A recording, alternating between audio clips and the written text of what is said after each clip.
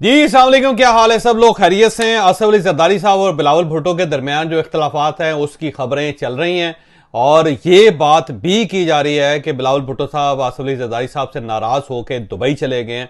ये बात किस हद तक दुरुस्त है ये भी हम आपको आज के वीलाग में बताएंगे। और इसके साथ साथ इमरान खान साहब से रिलेटेड जो एक किताब नई आई है और उस किताब में जो इंकशाफात हैं, इसकी बैकग्राउंड क्या है, ये किताब किसने लिखवाई, कब लिखवाई और इसका फायदा क्या लिया जा रहा है या इसका नुकसान क्या होगा, ये भी हम आपको आज के वीलाग में बताएंगे। और इसके साथ साथ पाकिस्तान के पॉलिटिक्स में क्या क्या हो रहा है उसके बारे में भी कुछ इंकशाफात आज के वीलाग में होंगे। और आखिरी चीज जो हम आज के शो में, आज के वीलाग में डिस्कस करेंगे वो मलिक रियाज साहब का केस है। मलिक रियाज साहब के 35 अरब रुपए सुप्रीम कोर्ट ऑफ पाकिस्तान ने उठा के हुकूमत पाकिस्तान के हवाले कर दिए, बल्कि सिंध हुकूमत के हवाले कर दिए। मलिक साहब का इसके ऊपर क्या रद्द अमल है ये भी हम आपको आज के वीलाग में बताएंगे। चीफ जस्टिस ऑफ पाकिस्तान ने मलिक रियाज साहब से रिलेटेड जो अल कादर ट्रस्ट और 190 मिलियन पाउंड्स का जो इशू है वो तकरीबन निपटा दिया है। अल कादर ट्रस्ट का तो नहीं कह सकते क्योंकि अल कादर ट्रस्ट का केस तो अलग चल रहा है, लेकिन हुकूमत की तरफ से अल कादर ट्रस्ट और साथ 190 मिलियन पाउंड को एक दूसरे के साथ नथी किया जा रहा था। तो सुप्रीम कोर्ट ऑफ पाकिस्तान ने 190 मिलियन पाउंड का इशू निपटा दिया है और इस रकम को सुप्रीम कोर्ट ऑफ पाकिस्तान के अकाउंट से निकाल के हुकूमत पाकिस्तान के अकाउंट में जमा करवाने का हुक्म दे दिया और साथ ये भी कहा है कि ये रकम सिंध हुकूमत के हवाले कर दी जाए। अब इसके अंदर बहुत से सवाल पैदा हो चुके हैं। पहला सवाल तो ये पैदा हो गया कि ये जो 35 अरब रुपए थे और 190 मिलियन पाउंड्स थे, जब ये सुप्रीम कोर्ट ऑफ पाकिस्तान के पास जमा हुए तो इसका जो मार्कअप था वो भी तकरीबन 15 अरब रुपए के करीब है। अब वो मार्कअप कहां है, किसने इस्तेमाल किया और क्या वो भी साथ ही जा रहा है या नहीं जा रहा, क्योंकि ये चीज तो तफसीली फैसले के अंदर सामने आएगी। लेकिन बहरहाल मलिक रियाज साहब का क्लेम यह है कि 15 अरब रुपए जो मार्कअप है उसके बारे में भी कोई ना कोई फैसला होना चाहिए। अब अगला सवाल यह है कि डॉक्यूमेंट्स को मलिक रियाज साहब ने भी रिलीज किए हैं और इसके साथ साथ कुछ डॉक्यूमेंट इस वक्त सोशल मीडिया के ऊपर भी वायरल है, जिसमें मशरक बैंक जिसके अकाउंट से ये पैसे सुप्रीम कोर्ट ऑफ पाकिस्तान में ट्रांसफर हुए थे उसकी कॉपी जो है वो भी सोशल मीडिया पे है कि जिसमें उन्होंने एतराफ किया कि ये जो पैसे थे जो ट्रांसफर किए गए पाकिस्तान, वो सिर्फ और सिर्फ हमारे अकाउंट होल्डर के हुक्म पे हुए हैं, उसकी रिक्वेस्ट पे हुए हैं। इसका किसी क्राइम एजेंसी या किसी अदालत के हुक्म के साथ कोई ताल्लुक नहीं। लेकिन अब अगला सवाल यह है कि अगर आपने खुद पैसे ही जमा करवा दिए हैं सुप्रीम कोर्ट ऑफ पाकिस्तान में, तो सुप्रीम कोर्ट ऑफ पाकिस्तान ने इस रकम को सरकारी खजाने में वापस क्यों करवाया, यह भी एक सवाल तो बनता है। इस सवाल का जवाब जाहिर है मलिक रियाज साहब के वकला ने देना है। तो मेरा ख्याल यह है कि मलिक रियाज साहब के वकला इस केस को प्रॉपर हैंडल नहीं कर पाए और इसकी वजह से मलिक रियाज साहब के 35 अरब रुपए जो हैं वो ऑलमोस्ट जाया हो गए। अब ये पैसे सरकारी खजाने में जाएंगे और वहां से होते हुए ये सिंध हुकूमत के पास आएंगे और सिंध हुकूमत जाहिर है इसको जाती मलकियत के तौर पे या सूबाई मलकियत के तौर पे इस्तेमाल करेगी और इसका फायदा ना मलिक रियाज साहब को होगा ना इसका फायदा सुप्रीम कोर्ट ऑफ पाकिस्तान को होगा। तो ये एक केस है जो अब मजीद उलझता चला जा रहा है, क्योंकि मलिक रियाज साहब का क्लेम यह है कि जितनी जमीन का हमारे ऊपर जुर्माना हुआ था उतनी जमीन तो हमारे पास है ही नहीं। फिर उनका यह क्लेम भी है कि यह रकम खालिस्तन मेरी थी या मेरी फैमिली की थी और सुप्रीम कोर्ट ऑफ पाकिस्तान में क्योंकि हमने जुर्माना जमा करवाना था तो हमने करवा दिया। इसका हुकूमत पाकिस्तान के साथ या जो करप्शन के पैसे हैं उसके साथ कोई ताल्लुक नहीं है। तो अब जाहिर है ये सुप्रीम कोर्ट ऑफ पाकिस्तान ने एस्टैब्लिश करना है या हुकूमत पाकिस्तान ने एस्टैब्लिश करना है कि ये रकम इलीगल थी और ये नेशनल क्राइम एजेंसी से होती हुई हुकूमत पाकिस्तान के पास आई, लेकिन हुकूमत पाकिस्तान के अकाउंट में जमा होने के बजाय उस वक्त की काबीना ने इसे सुप्रीम कोर्ट ऑफ पाकिस्तान के अकाउंट में जमा करवा दिया था। ये जाहिर है केस जब आगे चलेगा तो फिर जाके ये सारी चीजें सामने आएंगी। लेकिन एक चीज ऑब्वियस है जिसके बारे में अनकरीब कुछ चीजें आपके सामने आएंगे भी, और वो है साकिब निसार साहब का इस सारे मामले के अंदर किरदार।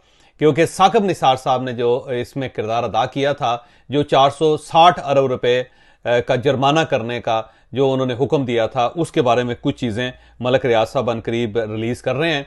और उसमें यह चीज़ भी कि मलिक रियाज साहब को यह धमकी दी गई थी कि अगर आप इस जुर्माने को कबूल नहीं करेंगे तो फिर आपके खिलाफ नैब का केस बनेगा और अगर नैब का केस बन गया तो फिर आपको जेल में रहना पड़ेगा, क्योंकि उस वक्त नैब के पास इख्तियारात थे कि किसी भी मुलजम या मुजरम को वो 90 दिन के लिए जेल में रख सकते थे, और मलिक रियाज साहब नहीं चाहते थे कि वो एक दिन भी जेल में गुजारें, क्योंकि अगर वो जेल चले जाते तो उसका नुकसान बैरिया टाउन को होता, जो ज़ाहिर है मलिक रियाज साहब अफोर्ड नहीं कर सकते थे। तो ये सिर्फ नैब के खौफ की वजह से ये 460 अरब रुपए का जुर्माना कबूल किया गया था, जिसकी तफसील पूरी जो है वो अनकरीब मलिक रियाज साहब अपने इंटरव्यू में देंगे। गो अब मुझे महसूस होता है कि शायद इस सतह पे मलिक रियाज साहब अभी सरदस्त शायद ना बोलें, क्योंकि उनकी तरफ से अब कुछ ना कुछ खामोशी मुझे महसूस हो रही है। लेकिन बहरहाल मलिक रियाज साहब को कभी ना कभी बोल के ये सारी तफसीलात कौम के सामने रखनी पड़ेंगे।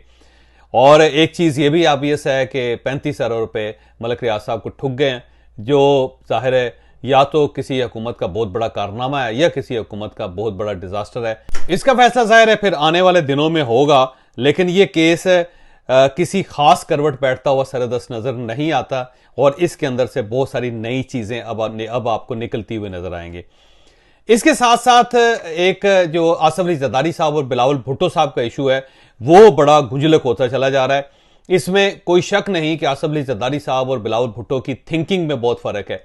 बिलावल भुट्टो एग्रेसिवली आगे बढ़ना चाहते हैं, वो ये चाहते हैं कि वो बाकायदा जो पाकिस्तान पीपल्स पार्टी की पॉलिटिक्स थी वो करें, एस्टैब्लिशमेंट के साथ टकराएं, वो जो इत्तेहादी हैं पुरानी हुकूमत के पीडीएम के उनके साथ टकराएं, और अपनी एक पोजीशन जो है या अपनी जो अलाइनमेंट है वो क्लियर करें और पार्टी की क़यादत करें। जबकि आसिफ अली जरदारी साहब ये चाहते हैं कि एस्टैब्लिशमेंट के साथ चला जाए, जो स्टेक होल्डर्स हैं इस वक्त सियासी उन सबको साथ लेके चला जाए, और इफ़ाम व तफ़हीम की सियासत है, खामोश रह के आगे बढ़ने वाली सियासत है, उसके ऊपर काम किया जाए। क्योंकि आसिफ अली जरदारी साहब को पता है कि उनके स्टेक्स बहुत ज़्यादा हैं, और अगर वो एस्टैब्लिशमेंट से टकराएंगे तो फिर जो इनके असासे हैं वो भी एक सवालिया निशान बन जाएंगे। फिर अनवर मजीद साहब का जो इशू है वो भी फिर सामने आ जाएगा दोबारा। फिर जो नैब के केसेस हैं वो भी दोबारा खुल जाएंगे। फिर कराची के अंदर जो जायदादें हैं वो भी खुल जाएंगी। फिर जो पैसों का लेन देन है वो भी खुल जाएगा। फिर एक सिस्टम जो कराची के अंदर चल रहा था वो भी ज़ाहिर है खुल जाएगा, फिर सामने आ जाएगा। और फिर इसके साथ साथ पाकिस्तान पीपल्स पार्टी की जो पुरानी फाइलें हैं वो दोबारा जिंदा हो जाएंगी, और इसका ज़ाहिर आसिफ अली जरदारी साहब और पाकिस्तान पीपल्स पार्टी को नुकसान होगा।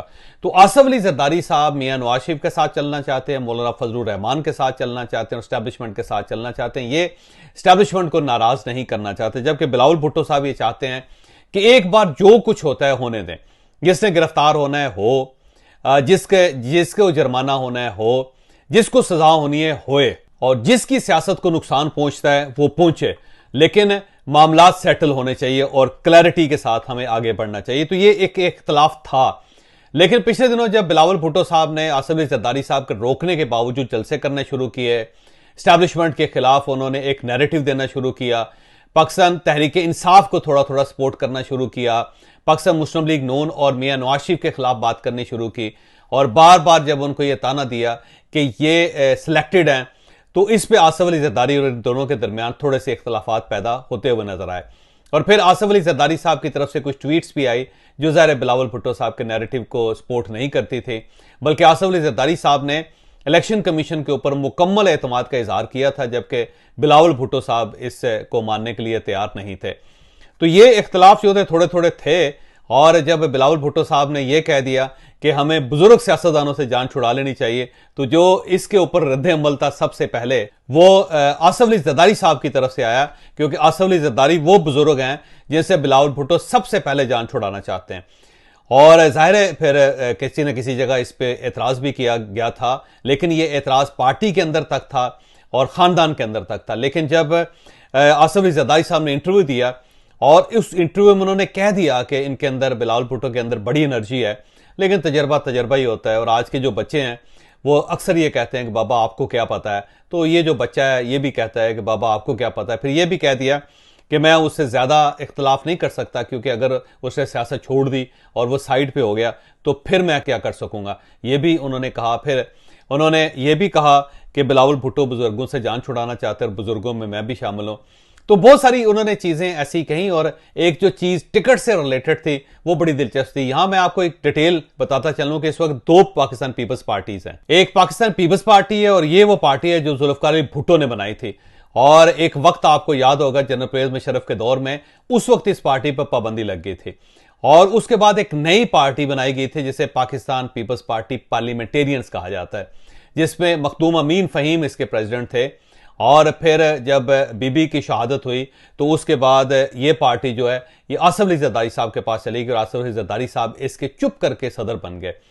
जितने इलेक्शंस होते हैं वो पाकिस्तान पीपल्स पार्टी पार्लियामेंटेरियन के प्लेटफॉर्म से होते हैं और यही वो पार्टी है जो टिकट्स वगैरह जारी करती है, जबकि जो दूसरी पार्टी है पाकिस्तान पीपल्स पार्टी वो सिर्फ नाम की हद तक है, लेकिन उसे बाकायदा कोई दफ्तरी हैसियत हासिल नहीं है।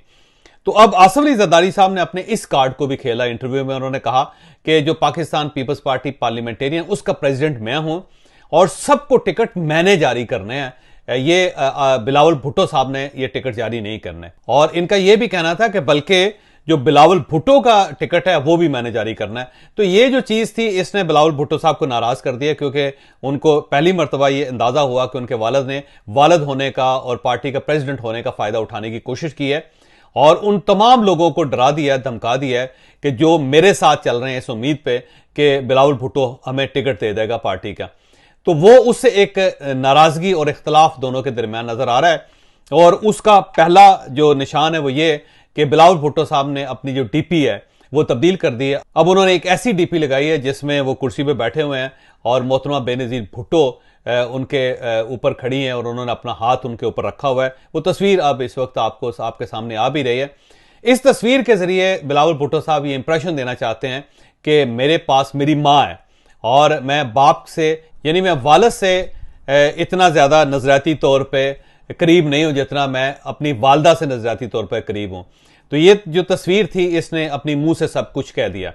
उसके बाद बिलावल भुट्टो साहब नाराज होकर दुबई भी चले गए हैं और उन्होंने अपने जलसे फौरी तौर पे मुलतवी कर दिए हैं और उनके पीछे पीछे आसिफ अली जरदारी साहब भी दुबई चले गए हैं। अब वो बिलावल भुट्टो साहब को राजी करने की कोशिश करेंगे, लेकिन ये बात दुरुस्त है कि बाप और बेटा के दरमियान एक इख्तलाफ सामने आ रहा है और ये इख्तलाफ आने वाले दिनों में बढ़ता है या फिर कम होता है, इसके बारे में सरेदस्त कुछ नहीं कहा जा सकता। लेकिन ये बात दुरुस्त है कि बिलावल भुट्टो और आसिफ अली जरदारी साहब के दरमियान एक वाज़ेह दरार आ चुकी है और अब इस दरार को ख़त्म करने के लिए दोनों को बहुत ज़्यादा कोशिश करनी पड़ेगी। अब हम इमरान खान साहब के इंटरव्यू की तरफ से आते हैं। एक खातून हाजरा पानेज़ई जो हैं उनकी एक किताब सामने आई है और उस किताब में इमरान खान साहब से रिलेटेड जो चीज़ें हैं वो अब ज़ाहिर है पूरे मीडिया पे हैं और वो चीज़ें आपने मुलाहिज़ा भी कर लें।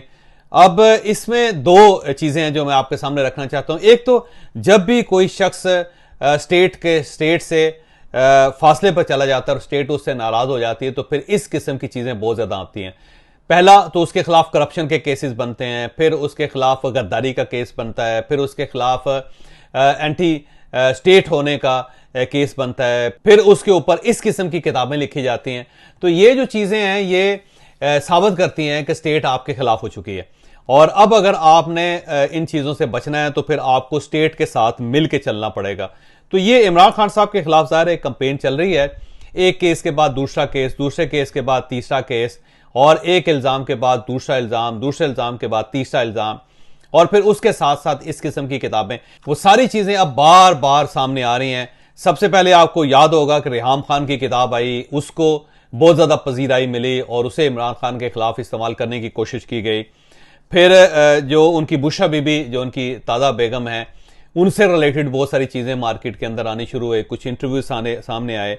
फिर खावर मानिका साहब का इंटरव्यू जो साबिक खामद है उनके उसका वो इंटरव्यू आया और उसने भी ज़ाहिर है पाकिस्तान के अंदर तहलका मचाया। फिर बहुत सारे ऐसे लोग जो उनके पुराने जानने वाले हैं जिसमें ओन चौधरी साहब हैं, उनके इंकशाफात आपके सामने आए। फिर जो अलीम खान साहब हैं उनके इंकशाफात आपके सामने आए। फिर कुछ और ख़वातीन जो इमरान खान साहब से रिलेटेड रही हैं उनके इंकशाफात सामने आए, कुछ बाहर की रिपोर्टें, कुछ अंदर की रिपोर्टें, ये सारी चीज़ें बार बार आपके सामने आती रहीं।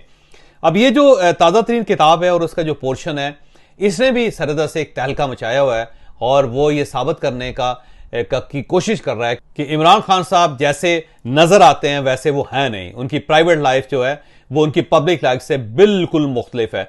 वो पब्लिकली रियासत मदीना बनाना चाहते हैं लेकिन जो प्राइवेट लाइफ है वो उस चीज़ से कतन ना वो रियासत से इत्तफाक करती है ना ही वो मदीना से उसका कोई ताल्लुक है। तो ये इस्टेब्लिश करने की कोशिश की जा रही है। लेकिन याद रखें कि इस किस्म की जो हरकतें होती हैं या इस किस्म के जो हथकंडे होते हैं या इस किस्म की जो चीज़ें होती हैं, ये हमेशा गलत साबित होती हैं। ये हमेशा नुकसान पहुंचाने के बजाय फ़ायदा पहुंचाती हैं। तो आप देख लें कि ये किताब जब से आई है तो उससे इमरान खान साहब की शोहरत में कमी के बजाय उनकी शोहरत में इजाफा हो रहा है। अब वो मजलूम बनते चले जा रहे हैं। तो मेरा ख्याल ये है कि रियासत उनके खिलाफ जो कुछ भी करना चाहती है उसे कम से कम इस किस्म की चीज़ें नहीं करनी चाहिए कि जिससे आवाम का जो दिल है वो इमरान खान के साथ जुड़ जाए। तो ये चीज़ें अगर ये हरकतें चलती रहीं तो अल्टीमेटली इसका इमरान खान को फ़ायदा होगा, इसका इन्हें कोई नुकसान नहीं होगा, क्योंकि लोगों को इनसे हमदर्दी हो जाएगी।